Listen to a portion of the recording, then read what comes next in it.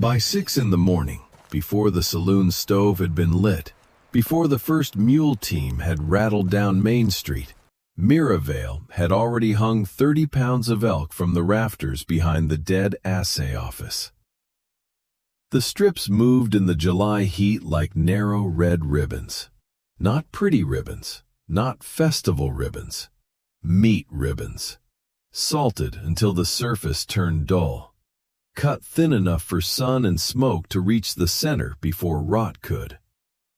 Mira stood on a crate with her sleeves rolled above the elbow, one hand steadying the neck strip, the other working a skinning knife with a calm that looked older than 17. Her cousin Tessa kept the smoke pan alive below the rack, feeding it curls of applewood and sagebrush, writing marks in a little account book every time another row filled. Across the road, Silas Crane came out onto the porch of Crane's Mercantile with his suspenders hanging loose and his coffee steaming in a blue tin cup. Silas had owned the largest store in silver thread for 12 years, which meant he had confused shelf space with wisdom. He looked at the two girls in the yard of the abandoned assay office, then looked down the porch at the three miners waiting for tobacco. "Saints preserve us," he called. "The Vale girl is curing meat in July. Till winter it can stop worrying." The miners laughed because Silas expected them to laugh. Mira did not answer. She laid another strip across the rack. Silas lifted his cup in mock salute. "You planning to feed the wolves, girl? Or are you expecting the mountains to eat the road?" Tessa's pencil stopped for half a second. Mira only reached into the salt barrel and dusted the next cut. That was the part people remembered later, not what Silas said. Men like Silas were always saying something. They remembered that Mira heard every word and made no move to defend herself, as if ridicule were only weather and she had already dressed for worse. At the end of that week, the joke had a name. They called her the July Widow. They called her Squirrel. They called her the Bride of Winter. And every morning, Mira Vale rose before light and built what the town was too comfortable to see. Silver thread sat in a hard little bowl of Idaho Territory, wrapped on three sides by blue timber and broken granite. In summer, it looked almost generous. The creek ran cold and talkative. The meadows stood high in grass. Wagons came over Monarch Notch twice a month, bringing flour, lamp oil, coffee, kerosene, nails, calico, saltfish, letters, and the small luxuries that allowed people to believe the world beyond the ridge had not forgotten them. In winter, the same bowl became a trap. Everyone knew this in the way people know old facts they no longer respect. They had stories of bad seasons. They had names for storms. They had a church bell cracked by ice in '76, and a cemetery row that made old women lower their voices. But 8 mild winters in a row had done what mild years always do. They had turned memory into decoration. Men leaned against store posts and spoke of the old storms with pleasure, as if danger became proof of character once it had passed. Women put up fruit and beans because their mothers had, but fewer jars each year. The mine superintendent ordered freight by last year's numbers because last year had been sufficient. Silas Crane filled his shelves according to profit, not hunger, because profit had never frozen in the pass. Mira noticed numbers before she noticed opinions. Tessa noticed them too, though in a different way. Mira had the kind of mind that read a room by exits, hinges, wood piles, weather stains, the direction a roof would fail under too much weight. Tessa, 15 and smaller, read the world by columns. Pounds, days, mouths, distances. How many cups from a sack? How much salt lost to damp? How many hours of smoke for trout versus elk? Their father had not meant to make them like that. He had only meant to keep them alive. Their mother had died when Tessa was small, leaving behind a hair comb, a hymn book, and the habit of folding every useful scrap of cloth. John Vale had been a freight driver between Boise and the mining camps until a spring slide took his team and wagon into Thorn Creek and left his daughters with a canvas roll of tools, a debt notice, and 2 facts. First, that respectable men would speak kindly while calculating how little they could give. Second, that mountains were honest only because they never promised mercy. There had been a younger brother once. His name was Eli. Mira almost never said it aloud. Eli had died in the county boarding house during the late storm of '79, not from one dramatic cruelty, but from a chain of small official ones. No dry wood, no physician willing to ride in sleet. Food measured by schedule instead of need. A blanket taken from one bed because a matron believed 2 children could share if they were grateful enough. Mira had been 12. Tessa had been 10. Listen to his cough fade against the wall that held in neither heat nor prayer. 3 days later, Mira opened her father's old freight ledger and began copying weights and measures until her fingers cramped. She was not building grief into poetry. She was building it into a rule. Never trust a system you cannot count. Never wait for mercy when wood can be stacked, meat can be dried, water can be covered, and a door can be braced before the storm arrives. So when their father's cousin died and left them the narrow deed to the abandoned assay office at the east end of Silverthread, Mira did not see a ruin. Silas Crane saw a rotten roof and a cracked furnace. Miners saw a place for snakes. Mira saw stone walls 3 feet thick, a collapsed ore chute that led below ground, and the rear room with no windows and steady cold air moving through a gap in the old foundation. She and Tessa slept the first night in the front room under a patched canvas, listening to mice in the wall and water ticking into a basin from the broken roof. By morning, Mira had made 3 lists. What must be repaired, what could be used broken, what no one else needed to know about yet. The cellar beneath the assay office had been built for ore samples. Whoever designed it had cared more about steady temperature than comfort. The floor was packed clay. The north wall sweated even in summer. A narrow flue ran up through the old furnace stack and drew air with a whispering steadiness that made Tessa smile for the first time in weeks. "It breathes," she said. Mira looked around the low stone room. "No," she answered. "It holds its breath." That was the beginning of the second roof. Not a hideout, not a hoard. A roof below the roof, made of salted meat, beans, dried apples, hard cheese, smoked fish, tallow candles, vinegar crocks, medicine bundles, spare mittens, sealed water barrels, saws, nails, lamp wicks, and the arithmetic required to make all of it last. Think shelter means timber overhead. Mira had learned that the roof that matters in winter is the one between a body and panic. All through July, she built it. She bought salt by the sack, and Silas charged her too much because he could. She bought vinegar, waxed linen, clay jars, lampblack, twine, flour weevil traps, and every bent nail he had been unable to sell to miners who wanted clean metal. He asked, "You two starting a hotel under that old ruin?" Mira counted coins onto his counter. "No." "Then what are you starting?"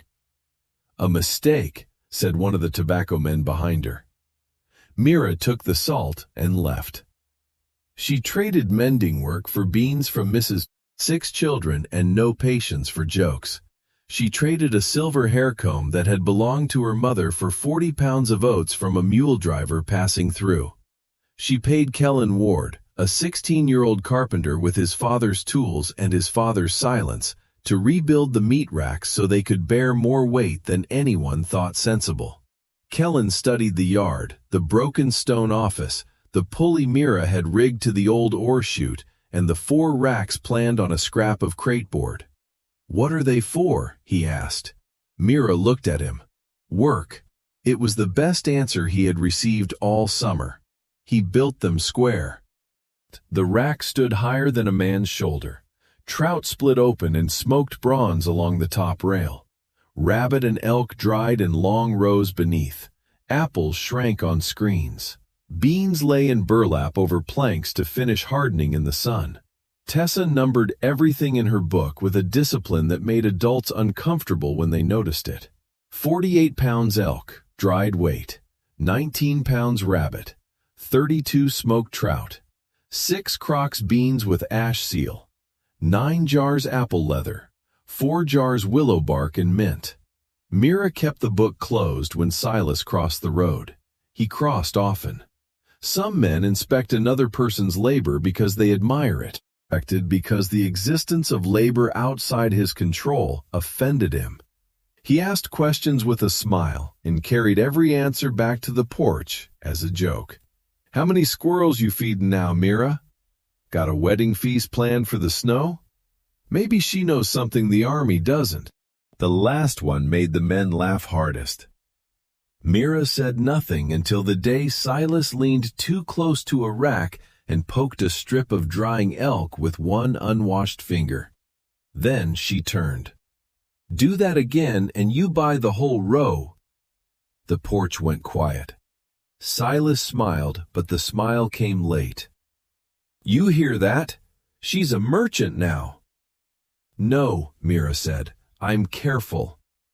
The word landed badly because it asked too much of the people hearing it. Careful meant the jokes were not harmless. Careful meant summer was not permission to sleep. Careful meant the town's confidence might be laziness wearing a cleaner coat. That afternoon, Amos Reed stopped at the fence. Northern Ridges since before Silver Thread had a church. He was lean, white-bearded, and uninterested in human noise unless it came attached to weather, animals, or bad woodwork.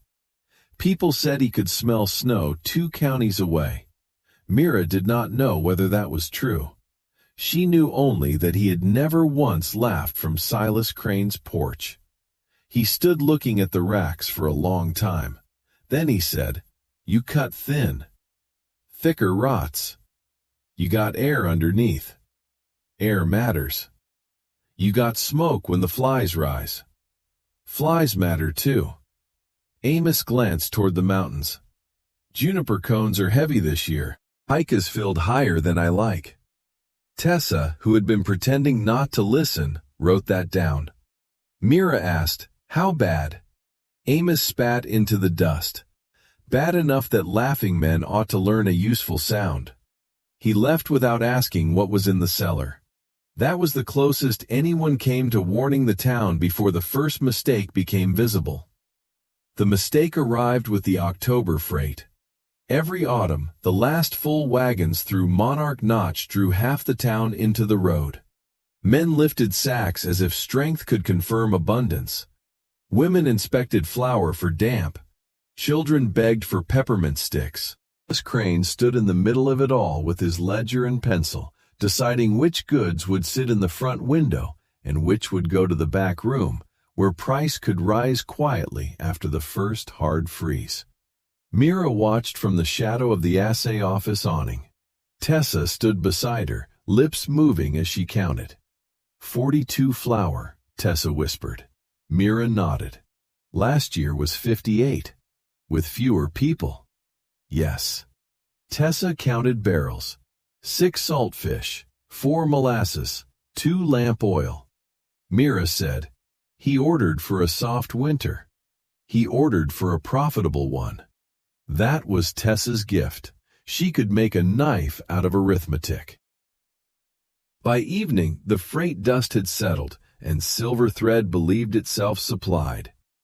Silas posted a notice that the mercantile was winter-ready. The mine office stamped its receipt. Men drank to a safe season because saying a thing loudly in October is easier than proving it in February. Mira went below the assay office and checked the second roof. The cellar had changed over the summer. The clay floor was covered in pallets Kellen had built from scrap timber. The walls were lined with shelves. The old ore bins held sacks inside sacks, raised from damp by stones. Clay crocks sat sealed with cloth, wax, and ash. Dried meat hung from hooks wrapped in muslin. Trout rested in crates. Candles filled one corner. Firewood filled another. Against the far wall, Tessa's chalk marks divided the space into sections. Food, fuel, medicine, tools, trade, emergency. At the center of the room stood the ledger desk, made from the assay counter Mira had dragged below with a block and tackle while half the town watched and wondered what kind of girl carried furniture into the ground. Tessa opened the book. "Assuming 189 people," she said. "Minimum supplement, no waste, and no new game. We can extend town stores by 52 days. Mira looked at the shelves. "And if the pass closes before December?" Tessa's face did not move. "We are not extending stores. We are replacing them." Neither girl spoke for a moment. Above them, someone on the road laughed at something Silas had said. Mira closed the ledger. "Then we make the roof stronger." The first snow fell on November 9th and melted by noon. The second came on November 21st and stayed in the shadows. The third began in the dark on November 26th and did not stop for 2 days. By the time the sky cleared, Monarch Notch had vanished. Not blocked, not inconvenienced, vanished. The road that had carried wagons all summer was now a white wall with timber buried to the first branches and drifts packed hard enough to ring under a shovel. The men who rode to inspect it returned with ice on their beards and the same expression on every face. Silverthread was inside winter now. At Crane's Mercantile, the tone changed before the shelves did. Silas stopped joking about the July widow. He began using words like prudent, measured, fair distribution. He moved flour behind the counter. He wrote prices in pencil instead of ink. He told Mrs. Bellamy that 6 children were not his fault. He told a miner's widow that credit was a matter of record, not pity. By the second week of December, families had begun watering soup twice. By Christmas, the mine superintendent had closed the stamp mill to save coal. By Christmas, the mine superintendent had closed the stamp mill to save coal. By New Year's, men who had laughed from the porch were walking past the assay office without looking at the racks, because the racks were empty now and the emptiness accused them more efficiently than Mira ever had. The first person who came to the gate was Kellen Ward. He arrived at dusk with his hat in his hand, though the cold was sharp enough to hurt uncovered ears. He had grown taller over the summer, but not broader. Hunger made his face angular, and shame made it worse. Mira met him at the gate. "My mother can't keep broth down," he said. "We used the last flour yesterday." "Can work." That was why Mira opened the gate. Not because he asked for food, because he offered work before she asked for it. Inside the assay office, Tessa warmed broth with marrow, mint, and a pinch of salt. Mira handed Kellen a bowl and watched him hold it with both hands like a tool he had not yet earned. "Listen carefully," she said. He looked up. "This is not charity. Charity depends on mood. A system doesn't. You built racks in July. Now you'll build cradles for the roof braces and split wood for the cook stove. Your mother will eat because your family belongs to the work of surviving. When she can sit up, she'll sort linen.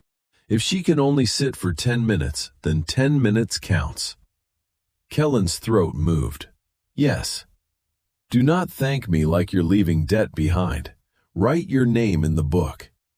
Tessa placed the ledger on the table. Kellen wrote slowly, each letter deliberate. That night, his mother ate.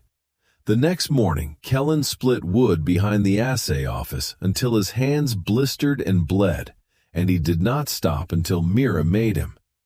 By sunset, 3 neighbors had seen smoke from the old building and smelled broth. By the following night, 11 people had come to the gate. Mira took them one by one. Mrs. Bellamy could sew and manage children. Her oldest boy could haul water. Crushed hand could not swing an axe, but could read names and watch a door. A widow who had once kept chickens knew how to stretch oats without scorching them. A feverish man could do nothing for now, which meant someone else would work his share until he could. Tessa wrote all of it down, not as judgment, as structure. On January 5th, Mira opened the second roof to silver thread. She did not open it with a speech. She opened it by taking 22 people down the narrow stair behind the assay furnace and letting them see the shelves. The room went silent. There are kinds of silence that contain insult, fear, awe, envy, prayer. This one contained recalculation. The people of Silverthread stood beneath the earth in a room filled with the summer they had laughed at. Salted elk, smoked trout, dried beans, apples, candle tallow, herbs, sacks, tools, sealed jars, stacked wood, folded blankets, and Tessa's chalk marks measuring each section with brutal mercy. Mrs. Bellamy began to cry without making a sound. A miner named Hodge whispered, "How long?" Tessa answered because numbers were her language. At full portions for the whole valley, not long enough. Sustaining portions with work crews, communal cooking, fuel rationing, and no private waste, possibly through mid-March. Longer if we add game, fish, and grain from households willing to declare what they have. Willing? Silas Crane said from the stair. No one had invited him. He had come because a town shifting away from his counter was a thing he could feel in his bones. He looked around the cellar with eyes that measured value before need. "Well," he said, forcing a laugh that found no company, "this is a handsome little hoard." Mira turned toward him. "No." "No? A hoard is something held while other people starve. This is a roof. The roof covers more than the person who built it." Silas's jaw tightened. "You hid food from the town. You sold food to the town. I run a lawful business. You ran a summer business into winter and called the shelves a plan." The air changed.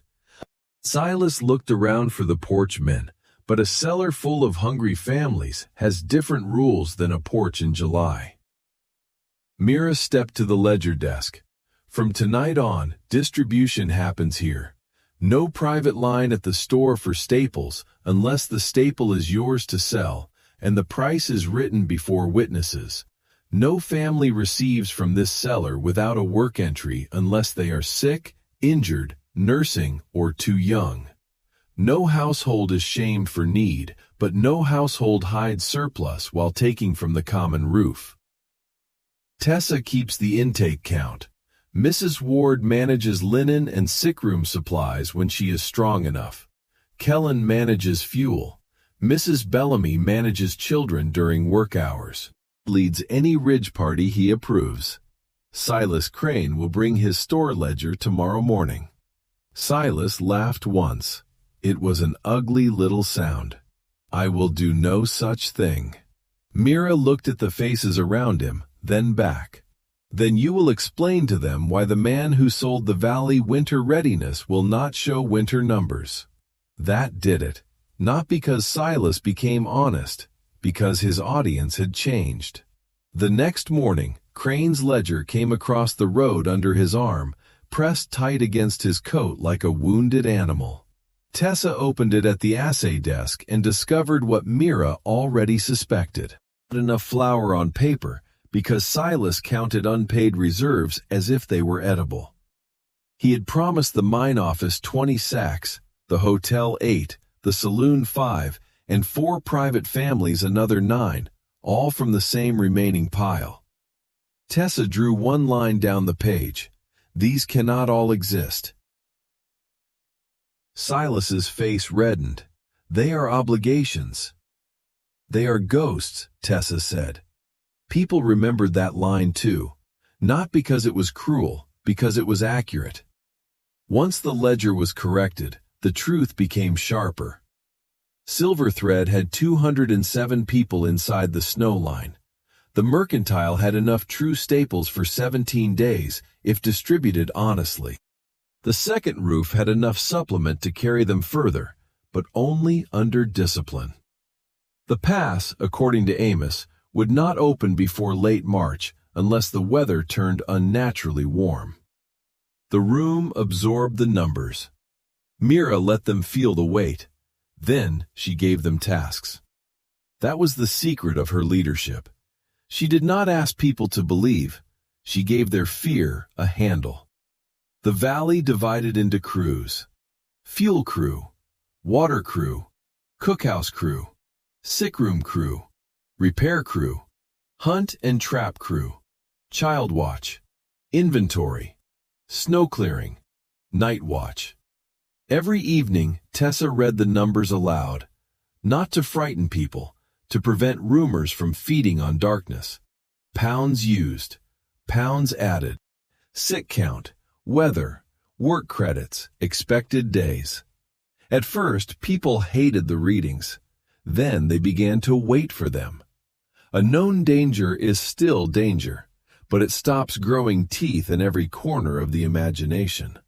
Silas hated the readings most of all, because numbers took away his favorite tool, which was fog. He tried to regain it in small ways.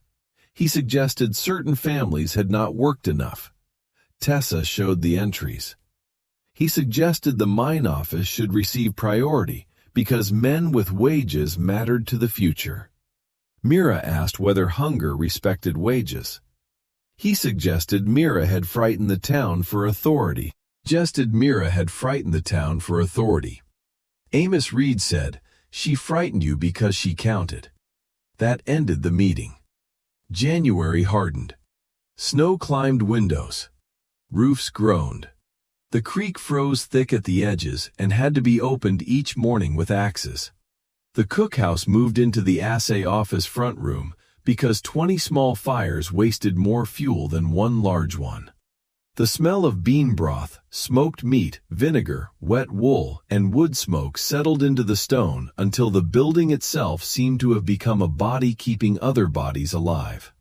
Mira slept 3 hours when she could. Slept less until Mira took the pencil from her hand one night and said, "A tired number lies." Tessa cried then, not loudly. She had held herself together through ridicule, cold, and adult fear. But losing the pencil for 1 hour broke something tender in her. Mira sat beside her on the cellar steps. "We are not saving them by dying first." Tessa wiped her face with her sleeve. "I know." "Then sleep like you know." Tessa slept. On January 27th, the first true deficit appeared. Tessa found it before breakfast. No matter how she moved the figures, the roof was short. Not short by a little. Short by 21 days. She brought the book to Mira. The page showed every assumption, every ration adjustment already made, every expected pound from fish traps and ridge snares. The final number sat at the bottom like a stone in the hand. 21 days. Mira looked at it for a long time. Then she said, "Church bell." The bell had not been rung since Christmas because ringing it wasted the strength of the man who had to climb the icy steps.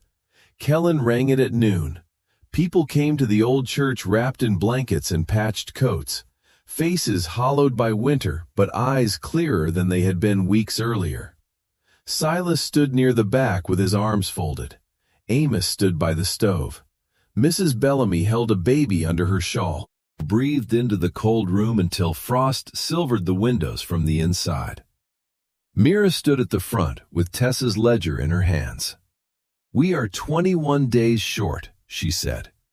A murmur moved through the pews. Mira raised one hand and the sound thinned. "That is not a prophecy, it is a measurement." Measurements can change if the thing being measured changes. We cannot change the mountain. We can change waste. We can change hidden stores. We can change how work is used. We can change who carries knowledge. She placed the ledger on the pulpit. Starting today, every household declares remaining food privately to Tessa and Mrs. Bellamy. Not for seizure, for truth. Change by labor and body need. Children, nursing mothers, the sick, and heavy labor crews receive priority. Adults doing lighter work receive less. Any able adult refusing work receives the minimum and no more. Amos will choose ridge parties, not volunteers, with pride. The mine office will surrender the mule grain and receive a written debt against spring wages. Crane's mercantile will stop private reserve claims until the common survival count is met. Silas stepped forward. You cannot command my store from a pulpit. Mira looked at him. No, Winter already did. I am explaining the command. A sound passed through the church. Not laughter, not approval. Something more useful. Agreement, hardening. That afternoon, Silas unlocked his back room, not because he wanted to, because 50 people stood in the snow and watched. Behind stacked barrels of broom handles and lamp glass were 8 sacks of flour marked for private claim, 3 hams wrapped in cheesecloth, and 4 crates of canned peaches meant for the hotel table. Nobody cheered. That would have made it smaller. They simply carried the food across the road to the assay office and entered it in the book. For 3 days, it seemed the 21-day deficit might close. Then came Reuben Pike. Pike owned the largest mule string in the valley and half the freight debt that kept smaller men obedient. He had a square beard, a hard voice, and a house built on the rise where smoke from the poorer cabins could not reach his washing. He had sent no one to the common roof except one hired man with a lame foot, and had declared nearly nothing. Amos had disliked him for years, which by itself meant little. Amos disliked most men until terrain had tested them. On February 3rd, Pike's younger son Nathan arrived at the assay office at dawn with his lips split and his coat unbuttoned. He said, "There's feed corn in the powder shed, more than he declared, and 2 sides of bacon." Mira did not ask who hit him. She sent for Amos, Kellen, Mrs. Bellamy, and 3 men from the fuel crew. They went to Pike's place in a snow glare so bright it made everyone squint. Reuben Pike came out with a rifle in the crook of his arm and the expression of a man who believed property was a wall no need could climb. Mira stopped 10 paces from the porch. "We need to count the powder shed." Pike smiled. "Need has grown ambitious. Your son says you underdeclared." "My son is a boy with a loose mouth." Nathan stood behind Mira, shaking from cold and whatever had happened before dawn. Pike's older son, Daniel, appeared in the barn door, face pale. Mira said, "If the corn is not there, we apologize and leave. And if it is, then it enters the common count with your name beside it." Pike lifted the rifle slightly. "Nothing of mine enters anything of yours." Amos Reed moved then, not dramatically. He simply stepped 1 pace to the side, and every person present understood that he had changed the geometry of the yard. Amos carried his rifle low, but no one mistook low for unready. The older son, Daniel, came down from the barn. "Pa," he said. Pike did not look at him.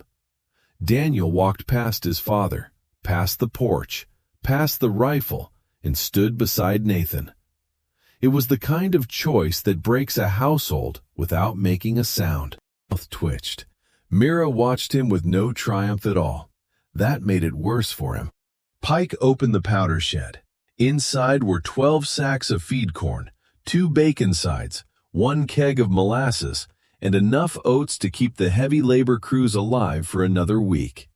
Tessa entered each item in the ledger. Reuben Pike signed the page with a hand that pressed hard enough to tear paper. The 21-day deficit became 9. 9 days is still a cliff, but it is a cliff close enough for human beings to build toward. The valley changed after Pike, not into paradise. Hunger does not make people noble, it makes them plain. Some became better, some became smaller. Most became useful because usefulness was the only currency that bought dignity under the second roof. Silas Crane changed slower than anyone. For weeks he continued to stand near the ledger desk, as if proximity might return authority to him. He corrected Tessa's handwriting twice, until Mira told him the next correction would be entered as volunteer scribe duty. He scoffed at work credits, then spent an afternoon carrying water for the sick room after Mrs. Bellamy asked him in front of 6 women whether his hands were decorative. The next day he carried water again without being asked. By late February, he had become the keeper of names, not numbers. Tessa would never surrender those. Names. Who was sick? Who had improved? Who had chopped past dark? Who had surrendered an extra jar? Who had lied and then corrected it? Who needed boots? Who had lost a mitten? Who had made something useful out of nothing? Mira noticed the change and said nothing. Some transformations die when praised too early. On March 7th, the sky turned strange. Not dark, not storm-colored. Strange. The morning had a flat shine to it, and the smoke from chimneys rose straight up before bending east all at once, like a line of people changing their minds. Amos stood outside the assay office for 10 minutes without speaking. Then he ordered every water barrel filled and every loose board brought inside. At noon, the wind arrived. By 1, the world had disappeared. This was not snowfall. This was motion made white. Snow drove sideways with such force that a person could not face it without cloth over the eyes. The temperature fell as if a trapdoor had opened beneath the valley. Roof beams popped. Shutters tore loose. The church bell rang once by itself and went silent. The first roof to fail was the hotel stable. The second was the rear shed of Crane's Mercantile. The third was the Pike barn, which folded at the center and sent one wall down over 2 mules and Daniel Pike's left leg. Men tried to cross the road and vanished 10 steps from the porch. Mira tied a rope from the assay office door to the mercantile post, then from the post to the church rail, then from the church rail toward Pike's Rise. Kellen and Amos went with her. The wind tore words apart, so they used hand squeezes and rope tugs. Twice Mira fell and felt snow trying to seal over her before Kellen hauled her up. They brought Daniel Pike back on a door used as a sled. They brought the hotel cook with a broken wrist. They brought 3 children from a cabin whose chimney had collapsed. Last, they brought Silas Crane. He had been inside the mercantile shed when the roof came down, pinned him across the hips, and if Kellen had not known where the side brace joined the wall, they would have cut the wrong timber and brought the rest down with it. Silas did not speak as they hauled him through the storm. His face was gray with pain and shock, and one hand clutched his ledger so hard the cover bent. By nightfall, 73 people were inside the assay office. By midnight, 116. The second roof became literal then, not a metaphor, not a lesson. Stone overhead, food below, fire in the front room, sick and injured along the wall. Children wrapped in every blanket the cellar held. Water barrels full because Amos had seen a bend in smoke. Rope lines iced thick across the road. Tessa counting by lantern while the building shook. The storm lasted 36 hours. When it ended, Silver Thread looked erased. The store's rear wall was gone. The church entry was drifted shut. Pike's barn was a broken black shape against snow. 4 cabins had roof damage. One chimney had fallen through a bed 5 minutes after the family left it. No one died in the storm. That became the number people repeated later.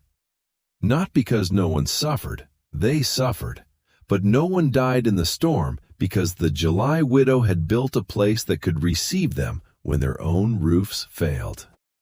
Silas woke on the second morning after the blizzard with his ledger on his chest and Mira sitting nearby, sharpening a pencil with the knife she had used in July. For a while he watched her. Then he said, "I made you a fool because it was easier than making myself afraid." Mira continued shaving wood from the pencil. "Yes." He swallowed. "I don't know what to do with that." She handed him the pencil. "Write it down." He stared. "What?" "All of it. What you ordered. What you promised twice. What people brought. What they gave up. Who worked. Who didn't. What failed. What held." It starts with memory instead of pride. Silas looked at the pencil for a long moment. Then he took it. That was his first honest entry. By April, the valley was lean but not broken. The 9-day deficit had closed through Pike's stores, ridge snares, ration discipline, communal cooking, and something Tessa had not known how to calculate in July: the savings that come when panic is replaced by work. People who know what to do waste less of themselves. They burn fewer candles pacing. They spill less. They hide less. They make one fire serve 12 families and one kettle serve 30 bowls. On April 16th, Amos saw dark rock on the upper face of Monarch Notch. On April 19th, meltwater began cutting under the drifts. On April 23rd, 3 men crossed the notch on snowshoes and returned with news that the eastern road was damaged but passable for a pack team. On April 26th, the first outside riders entered Silver Thread and found a town thinner than it had been in autumn, quieter, and alive. They also found a line of people outside the abandoned assay office, not begging, not panicking, not waiting for Silas Crane to open his store. They were carrying boards. By then, Mira had announced the spring work. The second roof would not be allowed to empty into legend. It would be rebuilt as a town reserve, with public entries, rotating keepers, and enough food, fuel, and medicine to carry Silver Thread through the winter no one wanted to imagine, while summer was smiling at them. No one laughed. That was not because they had become kinder. It was because they had become educated. In May, when the meadows greened and the creek ran loud enough to wake sleepers, Silas brought Mira a book bound in cracked brown leather. It was his store ledger, but not as it had been. He had copied the winter into it in a careful hand, not flattering himself, not sparing himself, not turning Mira into a saint, because saints make responsibility too easy to admire from a distance. On the first page he had written, "A true account of the winter Silver Thread survived, because one girl counted before the snow did." Mira read the line twice. Then she closed the book.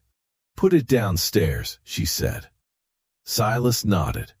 The cellar was different now. The shelves were being repaired, not emptied. New crocks waited by the wall. Kellen had rebuilt the stair wider. Mrs. Bellamy had hung a slate by the entrance with the first public inventory. Tessa had drawn a map of the valley and marked households by skills instead of wealth. Above the stair, someone had nailed a board. On it, in black paint, were 3 words: "The second roof." Mira stood below that sign on the first warm evening of the year and watched children carry kindling into the yard as if it were ordinary work. She watched Daniel Pike hobble past on a crutch, giving orders to boys stacking pallets. She watched Silas Crane pause before entering his store and look toward the mountains first, as if the shelves behind him were no longer the only measure that mattered. Tessa came to stand beside her. "Current declared reserve," she said, "is enough for 63 days at winter supplement. If summer hunting holds and the bean crop comes in, 90 by September." Mira smiled a little. "Then we start with beans." Tessa leaned her shoulder against Mira's. For a while, neither of them spoke. They listened to the creak, to saws, to the clean, ordinary argument of people working before they were desperate. The town had not been saved by kindness. Kindness had helped, but kindness without structure is a candle in wind. Silver Thread had survived because a mocked girl built a second roof while the first roof still looked sound. Because she understood that preparation is love before anyone is willing to call it that. Because she counted the days no one wanted to count, and when winter came over the pass and took away every comfortable lie, the thing left standing was not pride, not status, not the loudest man on the porch. It was the quiet work done early. It was the meat hung in July. It was the roof beneath the ground. And it held.